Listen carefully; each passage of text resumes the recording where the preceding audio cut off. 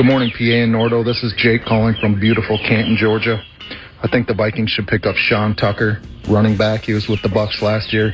He'd be a great fit with the Vikings, and he's still young, and we could get him at a good price. Let me know what you think. Free iHeartRadio app. It is indeed a Talker Tuesday, which is brought to you by Northern Fire Grilling and Barbecue Supply. One of you with the talkback, free talkbacks. What do you got? What do you want? What do you think of Vikings free agency? Send them in. I play them. One of you will have the tastiest talkback and win a $25 gift card to Northern Fire Grilling and Barbecue Supply. Sean Tucker. Yeah. Do you see that, PA? Rico Dowdle now with the Steelers. And you talk about Sean Tucker. Well, I wonder what the targets of a Bucky Irving look like now that Kenneth Gainwell is in Tampa. Mm-hmm. Sean Tucker doesn't catch the ball a lot, so an interesting name, but Rubes are coming up with them, and keep them coming with the free iHeartRadio app. The Scribe, Ben Goessling, Access Vikings, the ever-controversial newsletter, and at Ben Goessling via X, for the first time I think for the first time in the 9 to noon collaboration with the Ben Goessling, Star Tribune, StarTribune.com, my man walked into Planet Utica on his phone. I went to get him water. I heard salary cap mentioned, and he continued with the phone call into the studio. You're steamrolling, aren't you? And good morning. Yeah, good morning. It's part of the gig this time of year is to try to figure out what's going on and share it with our esteemed Vikings group at the Star Tribune. So, yes, there was a bit of that happening as I was coming in here this morning. You are correct. Well, thanks a ton for helping during what for sure is busy. These times are busy and important for the Scribe, for Vikings fans. The Scribe times are busy and important. I am only one of those two things. I understand that. Busy, yes. Important, not really. Now, you are well scrubbed and well respected, and you're the Scribe. So what's the team's cap situation into this chat? Any idea? Well, they've cleared a fair amount of space in the restructures in the last few days, and I think they're in a decent spot in terms of being able to have a little more money to spend. I don't have the official numbers at the moment because I just haven't seen all of the details yet, but when they've cleared money with Jefferson, they could have cleared up to $18 million there, could have cleared up to $9 million with Darisaw. It was $5 with Hawkinson. What'd you think of that one? Hawkinson? Yeah, like the way it was framed up. Well, I think that was likely to be the way it would go because I think it wasn't out of the question that they would cut him. So the fact that they restructured it and then they delete the last year of the deal in exchange for a cap savings, it's kind of a compromise because it's a realization of he might not be in the long term, especially the way he's played the last couple of years. And I get some of that's coming off the ACL, but I think there's a realization that this is, a bit of a turning point for him. And the fact that they did it the way they did it rather than just doing a signing bonus conversion was interesting. Some of that's a concession to him to let him get back out on the market when he's a year younger. But it's I think a reflection of where we're at with him and where things could go for him from here. But some of those moves I think have put them in a position where they'll be able to be in the mix on some things. I don't think you're going to see the cash machine go crazy like it was last year. It's going to be more selective. I think there's going to be more, we like this guy, but if we can't get him at this number, we've got alternatives. We've got contingency plans to go to these other places. I think it's much more of that. It's going to be a little more measured. It was quieter last night than Monday, certainly than Monday was last year. So I think there's a little bit of there's room to get some things done, but I think they're not going to be, making it rain in the VIP room, so to speak. Yesterday never stopped. I mean, that slot machine rolling with the alacrity, the velocity, the pace at which it was rolling, it just never stopped. I mean, at one point yesterday, like 5:30, when I counted these things up, either people being re-signed or released or reportedly changing teams, it was at 132 at 5:30 last evening. I mean, I can't remember anything like this. Can you? Well, it's gotten more active over the last few years because you can be so much more open about it on that first day. I mean, that's certainly what the NFL wants. They want this to feel like the beginning of NBA free agency. They want it to feel like an event. And, so you get more openness in the dialogue between teams, which means you get more things that happen at once. It's not team A is less conflicted about talking to people early. Team B does things the right way or does things by the rules. I mean, all these rules are kind of procedural, so the right way, wrong way. We're not talking about, great moral interpretation of the universe here. But I think the fact that it's a little more like, we can all have at it. People can have conversations. People can make offers. It leads to more of this open the floodgates, command the news cycle, which the NFL wants to do. So, I think a lot of it goes to that.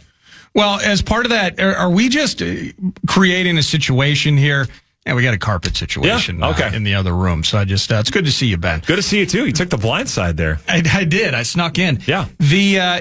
Are we getting into semantics here where effectively the league year, why do we have this period now where we keep making rules within the odd, as PA says, the oxymoronic nature of the legal tampering period now? Well, you can call up to 5 guys and spend an hour with them because they're going to make these massive decisions.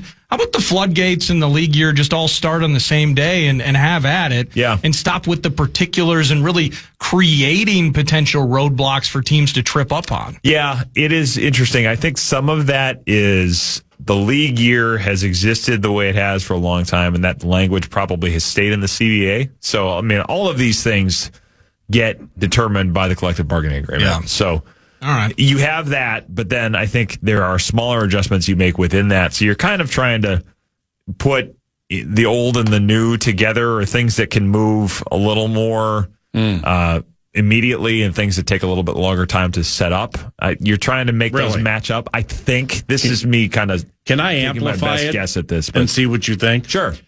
I think they did it because they were catching wind year after year of so many tampering related things taking place at the combine, but they weren't 10 of 10 provable, right? But 8 of 10 times a million is a lot. Yep. So it's like we can't look the other way on this anymore. We just got to fix it. You got to legalize some things rather than just letting it go on all the time.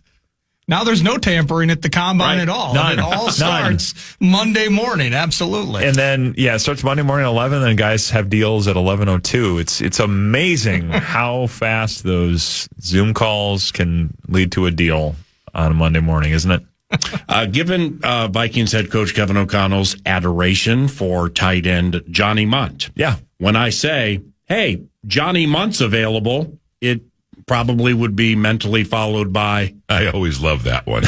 But he does love Johnny Munt. He does love Johnny Munt. I know we got Hawkinson on the redo. Yep. Got Oliver.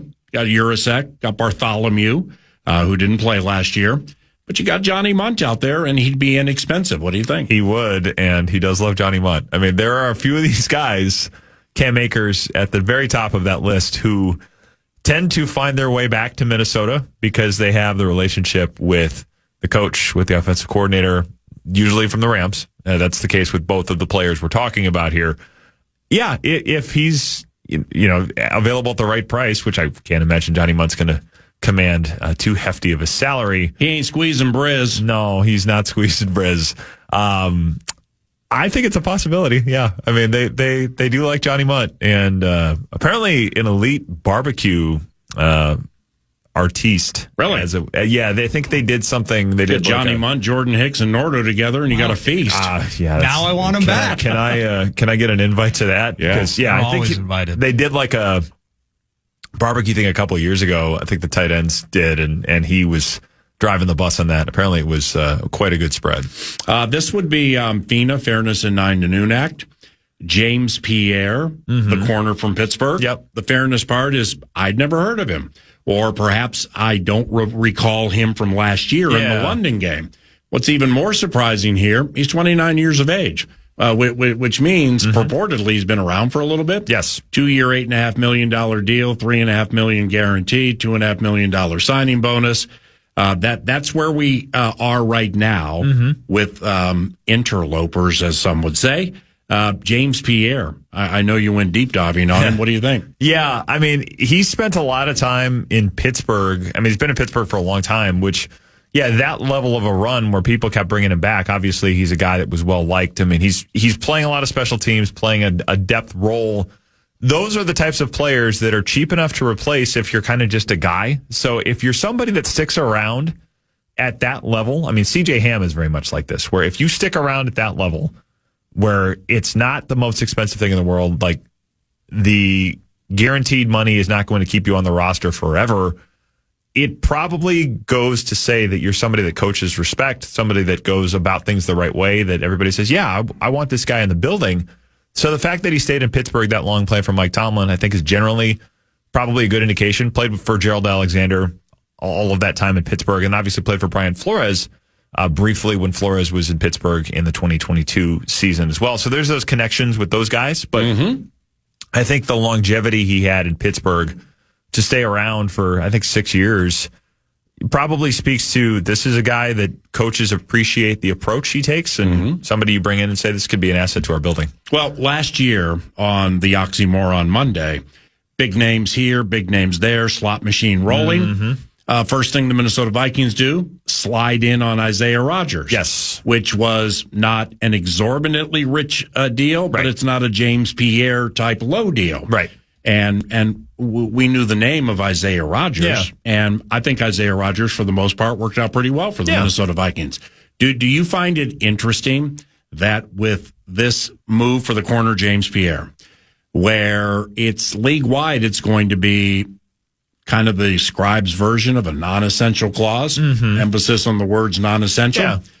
It doesn't get a headline. It goes in a notebook. But it was important to them, or they don't do it on Monday. Right. You look at it that way? Yeah, I do. And I think, I mean, the reason they did Isaiah Rodgers as early as they did last year with Flores is really excited about him. I think that's probably the case here as well. If this is a guy we want in our building, let's make sure we just get it done. Yeah. It's not going to cost so much money that you are trying to avoid a bidding war. I don't think that was going to be the case with this type of a player. But yeah, I think the speed with which they did it and the history he has with Flores and Alexander probably tells you they think pretty highly of him. We haven't heard from those guys yet, but I think they probably look at this in a little more of a high view than the headlines would suggest. It's probably one of those guys that, this guy can help us, and people will see what that looks like as we go. But yes, I think the fact they did it when they did is some of that endorsement. Don't think I'm looking the other way on your comments. Yeah. I'm into my phone, which I don't prefer to do when people are talking to me. You're steamrolling. I get it. Steamrolling. Yeah, we're steamrolling right now. trying to get times and dates and like when will O'Connell and or Don't Squeeze Briz speak at the podium? Yeah. Does 9 to noon need to be there that day? Can't be a Thursday. That's a Vox in the Box. What about a Friday? So I'm steamrolling right now. Okay. Would and I'm crossing my fingers when I was transferring studios that PA didn't ask you this. Did it surprise you at all that Ryan Wright got the money he got from the Saints? And I spent so much time just kind of thinking about who's in, who's out, who I'm targeting. And they brought in people to compete, and Ryan does his thing. Very good season this last year. Great year. But for him to get $14 million, 8 of it guaranteed down in the Bayou. Not that was the biggest focus on my mind, but I was surprised when I saw that. Yeah, I think that's fair because he had a really good year, and I know this class of punters is, and yes, we've gone to this level. This class of punters is not seen as quite as talented, quite as deep as there's maybe been in the past. So it's not necessarily the best year to go find one in the draft. And the work they put in with him, the way he'd worked with Will Reichard, with Andrew DePaula, I think they wanted to keep that operation together as best they could. But the fact that he leaves for a bigger deal does tell you that this is a different approach. I mean, I think last year it would have been, hey, we've got money to spend. Can we get the punter at $4 million? Yeah, let's get the punter. Yeah. So $8 million guaranteed. Yeah. I mean, last year I think it would have been sure, let's go do it. Maybe a little more of that. And this year I think it's a little more of, okay, we want him, but if it gets to this point, we've got to be a little more willing to say, you can't have everything you want. Yeah. I think there's a little more of a discipline to what they're doing. And some of that is forced because of where they are cap-wise. But I think there's also a realization of if you do that too many times, if you say, let's get the the upgrade on, if you're going on vacation and, let's upgrade the seat, let's upgrade the room, let's take the bigger meal, and you get to the end of it, it's like, boy, where did all that money come from? We didn't think we went that big. And then it's like, man, yeah, it's all those little upgrades here and there. So I think there's some of that thought process to it. What do you think maybe their mindset is in attacking the running back position? So they move on from Aaron Jones. PA and I have bandied about, and you've probably done the same. Just looking at names, the Gainwells, the Dowdles of the world. I need somebody that can replicate a bit of what Aaron Jones' skill set was in this offense matched with Jordan Mason. You see some of those names, jump off the board. You got a draft coming up. Ty Chandler, he's not with a new team yet. You know, maybe this drags out and Chandler returns, et cetera. But what do you think about the running back spot? I would look for guys that have wheels. I think there is an understanding that you need a little more dynamism, a little more speed in that room. And I think Frank Smith coming in, I know a lot of what the Dolphins did in the ground game is very interesting to the Vikings. I mean, when we saw the Dolphins have all that success early with A-Chain and Raheem Mostert and all of those guys that, I'll throw in my PSA, all of those guys that ran track and field and were really fast on the football field as a result. Mostert at Purdue was the bomb as a track guy. Yes. Yeah, all of those guys. Waddle, Tyreek Hill, of course, doesn't need any introduction from me. A-Chain and Raheem Mostert, all those guys could fly. So I think, what did it get them? Or maybe it was all Tua's fault. It got them, I think, a couple of nice seasons. They didn't get very far in the playoffs, yes, but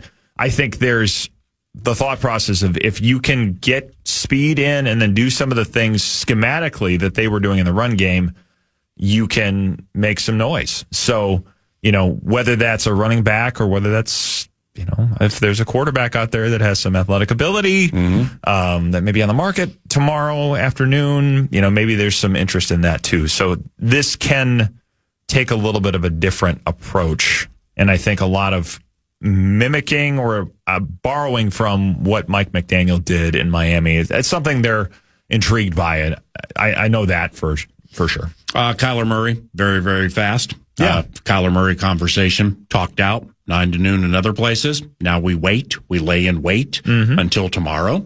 But it can't be disputed. Kyler Murray, very fast, very comfortable running, knows how to do it. It's not a willy-nilly thing. Jefferson, fast. Addison, fast. Notre Dame running back Jeremiah Love, very fast. Yes. Now, Emmett Johnson, Nebraska, all the Angels go crazy. Day two-ish type thing, very fast. Maybe not Jeremiah Love fast, but you see what I'm getting at here? I mean, if Kyler Murray is the quarterback for the Minnesota Vikings next year and Jordan Mason, beef eater and punishing back as he is, nobody's ever going to say he's super fast. So like you said, somebody, a speed merchant like Jeremiah Love, you know what I'm getting at. That high, I mean, I think it'd be interesting. If find lightning to Jordan Mason's thunder, I think would be part of the approach there. I mean, I think a guy like that, I mean, you've seen the Lions do this the last few years, and they have commanded, I mean, they didn't win it this year, obviously, but over the last 3 or 4 years, they've commanded the division in part because of that combination of David Montgomery and Jahmyr Gibbs. And a guy like Jahmyr Gibbs, I know he was interesting to the Vikings back in 23. Obviously, the Lions take him, and that wasn't really going to be part of the conversation. But if you could find somebody that can do some of those things, I think there would be more interest in that and saying, we could make this the first round pick. We could use a player like this with a pick this high to make something happen. He won't be there at 18, I don't think. But, if you have enough to move around, maybe you find a way up. I don't think they want get yourself a compensatory that's in the third round. Which they got yesterday. And I don't think they want to go crazy with the trading around. But, if it's something sensible that, he slides to 12 or 13, then, maybe you can find a way to do that. There was, I think it was Daniel Jeremiah, because I've seen it popping on social media. He was talking yesterday. And he was floating the idea of if you get up to 7. If you get up to the commander's spot in particular, that you might have an opportunity. Now, they signed Odafe Owe yesterday, so maybe Grenard. That was also part of conversations and floating the 18 in a Grenard to try and move up. Those sorts of conversations yesterday.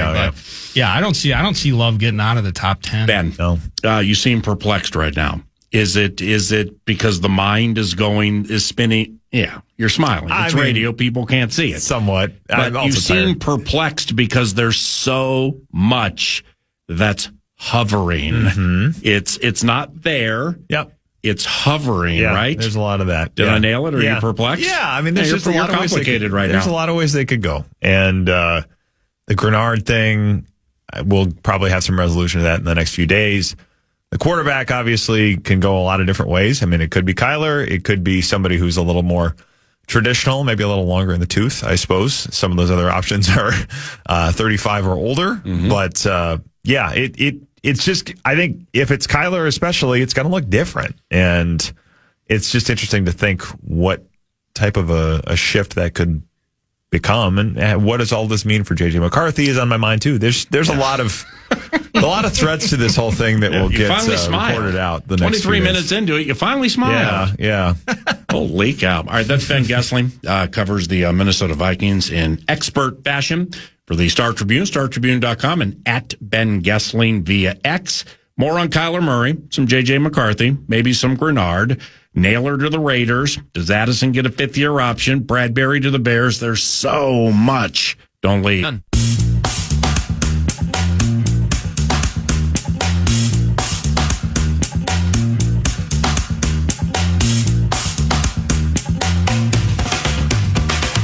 Bam. Let me ask you this. I'm going to ask Ben Lieber the same question, probably 45 minutes from now. What's so off with J.J. McCarthy? They may need somebody new to start the year. Well, I think a lot of it is, you saw a lot of the same mistakes happen repeatedly last year. I think a lot of the things that they worked on, you feel like, okay, we've come through practice, there's been progress, and then sometimes in the games it doesn't translate. So I think it's a realization of there's a lot of work to do, and there's not necessarily the amount of time they would want to grant him to do that. And, maybe some of that can happen away from the spotlight a little bit, but I think there's also the realization of you have a veteran roster, you have a wide receiver who will be 27 in a couple of months and is not aging, but has not won a playoff game yet and is very much in his prime. And I think, the conversation I had with people over and over and over at the Combine, there was a lot of gratitude for the way Justin Jefferson led and the way he approached the whole thing last year. And there's also a realization of we need to do right by this guy, and the aspirations he has for his career, we have to help him meet those things. So I think there's also an understanding of if you are asking a player like him or a player like, you can go down the line, Andrew Van Ginkel or Blake Cashman, the guys that are approaching probably the back nine of their careers, to wait and say, yeah, we have a chance to win, but we need to let this quarterback develop. I think some of those factors play in, as does the fact that Kevin O'Connell is headed into year 5 and doesn't have a playoff win yet. So I think all of that stuff, as he talked about at the Combine, said the timeline has changed. That quote was kind of the thesis of their approach to the Combine, or their approach to free agency, I think, or approach to quarterback, however you want to put it. But yeah, that timeline is playing with this a little bit. You don't have unlimited runway with the quarterback or with everything that is affected by the quarterback. So I think it's a little bit of a, yes, this could happen still. And how does he respond to having somebody else in the room? Does he take that as a challenge? He seemed to indicate at the end of the year that he would. But if it doesn't go the way you want, I think they know we have to have a solid option that we can pivot to, rather than saying, let's just run it back and hope everything clicks for the kid. Kyler Murray in the betting markets is the prohibitive favorite. Yeah. Heavy favorite to play for the Minnesota Vikings in 2026.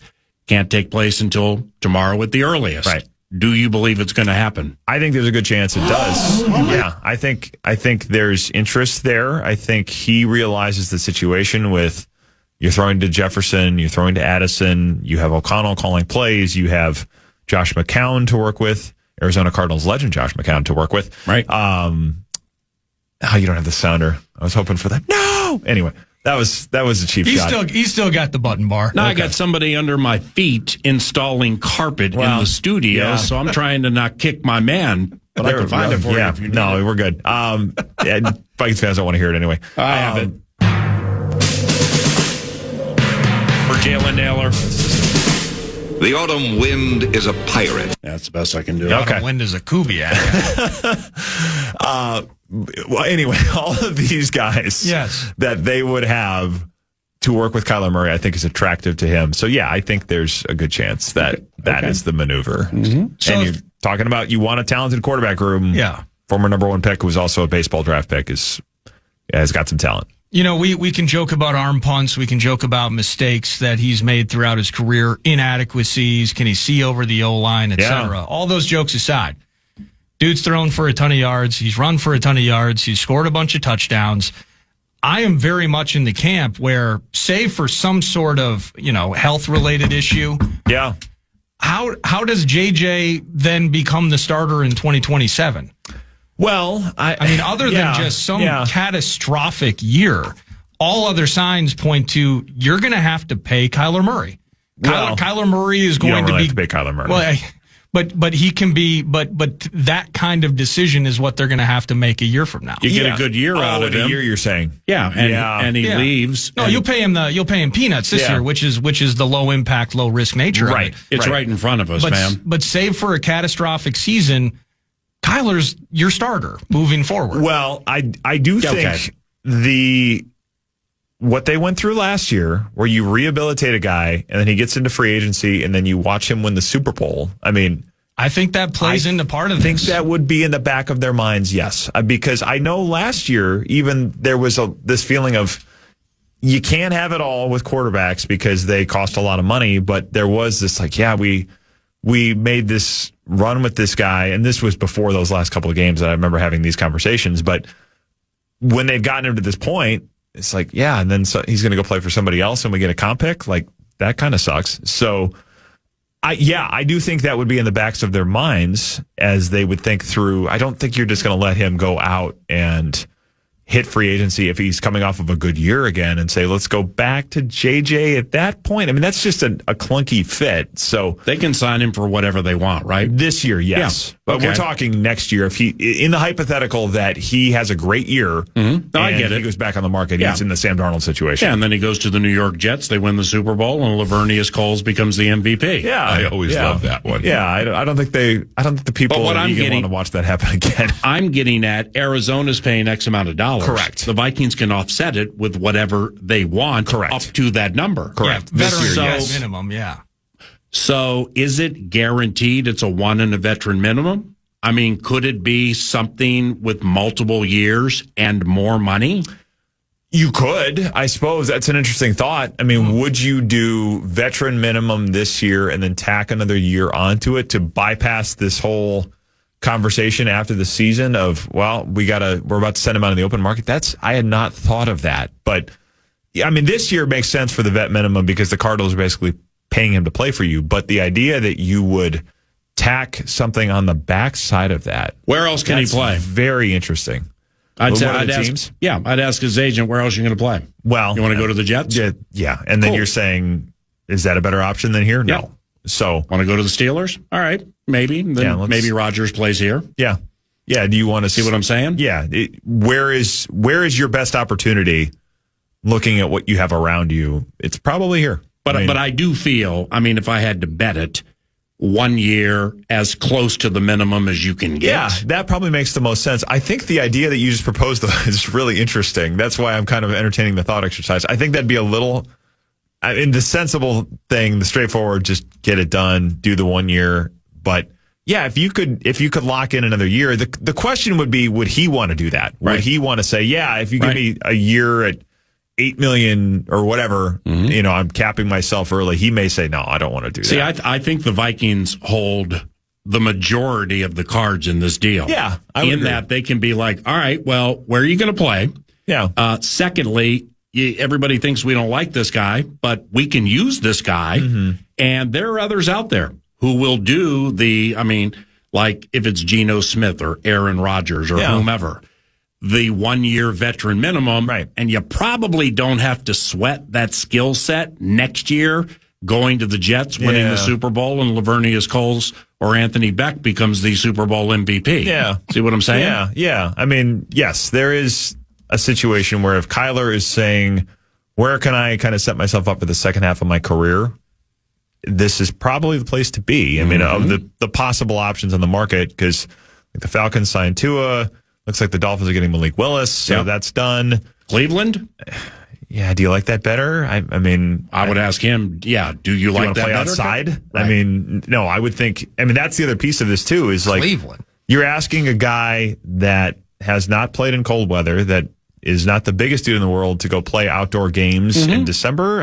I wouldn't think that'd be something he'd be terribly excited about either. So, yeah, I think indoor stadium, throw to Justin Jefferson playing for Kevin O'Connell.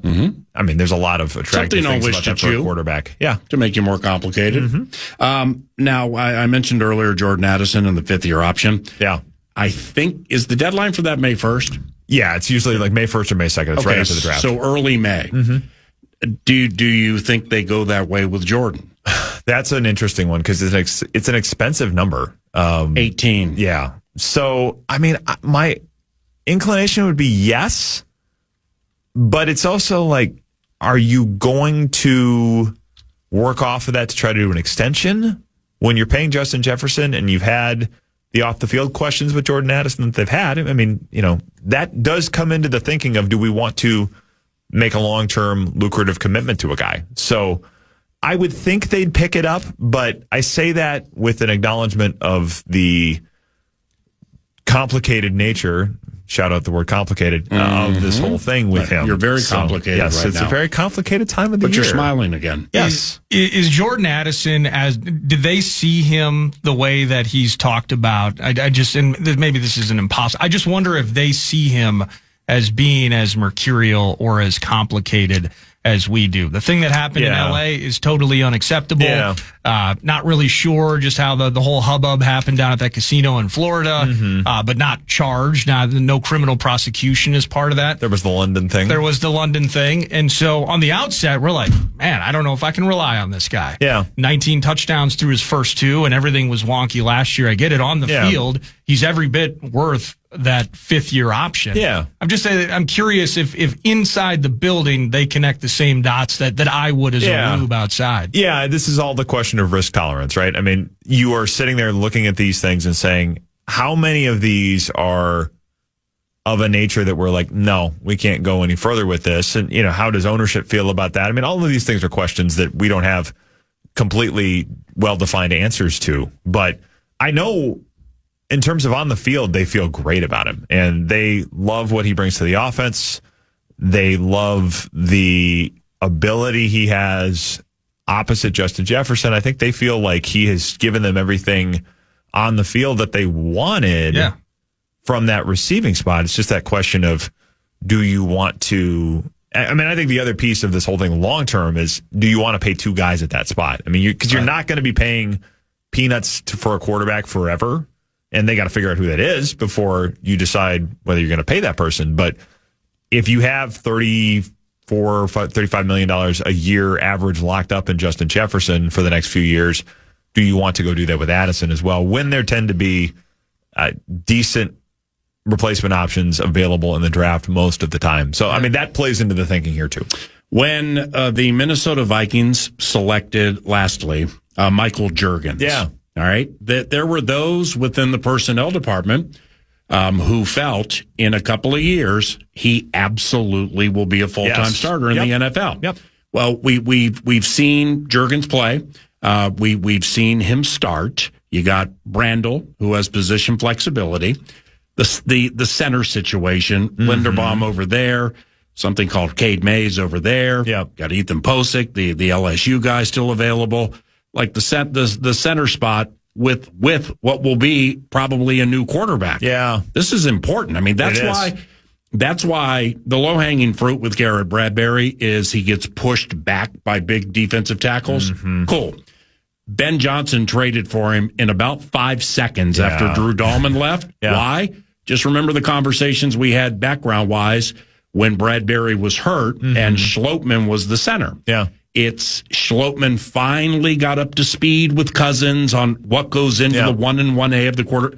The center quarterback situation is one of the least talked about, yet most important facets of winning games. That's why Ben Johnson was like, all right, I know he's on the smaller side. Yeah, I know he gets pushed around. I'll take him. Yeah. Because of his acumen and because of his organization and responsibility and film study. He's a scholar of the game. Totally. That was a sweet move by the Bears, in my opinion, for Caleb Williams. What are we going to do? Well, I think there's an understanding that you need to address that spot because of what you said. You need a guy that can kind of be a partner with a quarterback, especially if it's a younger quarterback. I think that's why Ryan Kelly was here last year, and that's why they wanted a guy of that level at the position. Ethan Posick is on the market still. A couple of these guys, the bigger names, have gone. Lloyd Cushenberry, who played for Keith Carter in Tennessee. I believe there are two former Titans interior linemen on the free agent market. Yeah. The familiarity. Does everybody have to had played for somebody who's within the covenant? No, but it helps in the sense that this guy will respond to how I'm going to coach him, the techniques I want, the scheme we're going to play. I mean, if there's people that have Dolphins connections too, I'd keep an eye on those. But the center market has a few names left on it, and there's probably some I haven't considered. But they're those tough, Titans connections are where I go a little bit because a number of those guys have already signed. So it's not the most robust market left in free agency. And the guys that have signed have made a grip. But the Cushenberry, Achilles 2024, Posick, it was either a knee or an Achilles last year. Yeah. Like, I got fatigue with, and I'll get past it. I'll survive and grow and be better again. But what we watched when Allen missed half the season, Javon Hargrave only played in 3 games, Ryan Kelly, I mean, thankfully, Will Fries, pretty consistent after the fibula or whatever. Yeah. So it's not that it's impossible, but I just got a little fatigue in terms of picking guys off the injury shelf like that. And I think they did too. I mean, in terms of having all the different offensive line combinations, we heard that a lot. We've had this many different combinations at the line. Yeah. So that's a fair point. I mean, you want a group that is consistent as much as you can. I remember my first year on the beat, 2012. They go to the playoffs with a group that really nobody expected was going to do much. They'd won 3 games the year before, and Adrian Peterson MVP is a huge part of that, yes. But they had a line that year that I think got 180 out of 180 starts from those 5. Fusco was the right guard. Fusco got paid. Adrian got a lot of people paid. Fusco got paid. Phil Lodo got paid. I think John Sullivan got paid. But then Charlie Johnson was left guard and Matt Khalil left tackle. I think all 5 of those guys played all 16 games. So that level of continuity. Wasn't Khalil a Pro Bowler that year, he was. too? First, it was a rookie. Really good. You remembered all those guys. Oh, yeah. Yeah, that was the elephantine memory is sometimes comes in handy. It's not Kevin O'Connell level memory recall, but it's pretty good. Elton Jenkins in closing. Yeah. Now, he hurt his leg last year, and I'd forgotten how gruesome it was.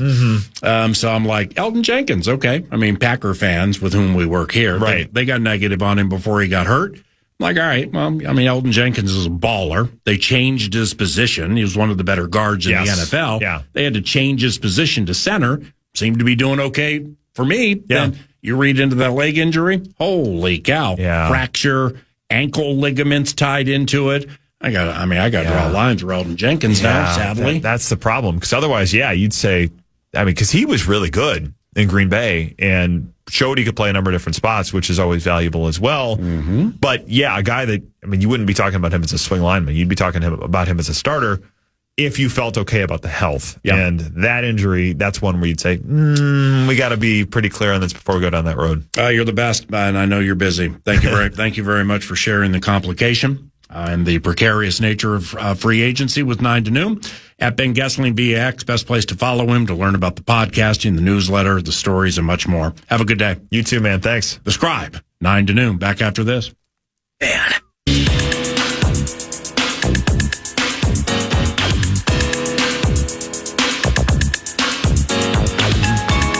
Welcome back, 9 to Noon. It is News to Nord, and it's brought to you, as always, by The Casino at Canterbury Park, CanterburyPark.com. Poker, blackjack, and table games all year round. Live racing in the spring, music events. It's always a party. Check it out, Canterbury Park. KFAN.com. Super truncated news this morning as we got Ben Lieber right around the corner, top of the hour, jumping to more Vikings and free agency bits. But I will note, the only news thus far today for your Minnesota Vikings is they did agree to terms, and back in the mix, Andrew DePaula gets a 1-year, fully guaranteed $1.725 million deal. That's DePaula now snapping for his 12th NFL season. $1.725 million. Let's try to say that more correctly. At any rate, outside of that, we're still waiting for news. Will they address the center spot? Who's left? D-line, Talker Tuesday style. We got your talkbacks for a nice long segment later in the final hour. It's a double feature tonight. You're going to get to catch it right here on the Fan. Minnesota Wild were unable to find 2 points at the Avs over the weekend. They're back at it tonight at Grand Casino Arena, 6:45 Fallness Fest, 7 p.m.-ish puck drop. The Utah Mammoth are in town. And, well, the Minnesota Wild, save for a shootout victory a couple years ago, have still not beaten the Mammoth. And have definitely not beaten them in regulation. So hoping they get 2 points tonight at home. Damn. And then after that, the double feature continues out west. The Minnesota Timberwolves are at the LA Lakers. Big time, prime time. NBC Peacock affair. That's going to be a 10 p.m.-ish tip-off out west. Yeah, 10 Central? It's a late one, yeah. It's a late one. And Finchy at 9:30 tomorrow, 7:30 in the morning Pacific. Damn. Yeah, he's committed to the show, PA. He's a committed weekly guest, and that's one of the reasons we love Finchy. I don't think LeBron's playing tonight. Oh, he's out? Yeah, he's been out. He missed last game. Wolves are favored by 3. Oh, well, that would explain it. Something, yeah, I don't know, maybe the Wolves should be favored by 3 over Luka, LeBron, DeAndre Ayton, Austin Reeves, and the Cats. It's the double feature affair, too, for the Wolves themselves, as they will play the Lakers tonight and then the clip joint tomorrow before they jump up to the Bay on Friday at OKC. This is an interesting little 4-game road trip for a team that's gripping that third spot in the West. So let's get that dub against maybe a LeBron-less Lake Show squad tonight. Oklahoma City played in a thrilling spine tingler with the Denver Nuggets last night. And both teams, I believe, Denver had its full complement. So had Joker, Jamal Murray, Aaron Gordon is back now for a couple of games. Cameron Johnson is back for them. Christian Brown is playing. And for Oklahoma City, they were down Chet Holmgren. But they were at home and they have SGA. That was a heck of a basketball game last night. OKC got the money. And that's News to Nord, truncated edition, brought to you by the Casino at Canterbury Park. And with Ben Lieber around the corner, I promise you a lot more Vikings conversation to kick off the final stretch. And your talkbacks will continue to be played 9 to noon on a Talker Tuesday with a Northern Fire prize package to be given away less than an hour from now. Nacho Lieber joins 9 to noon around the corner, FM 100.3, KFAN.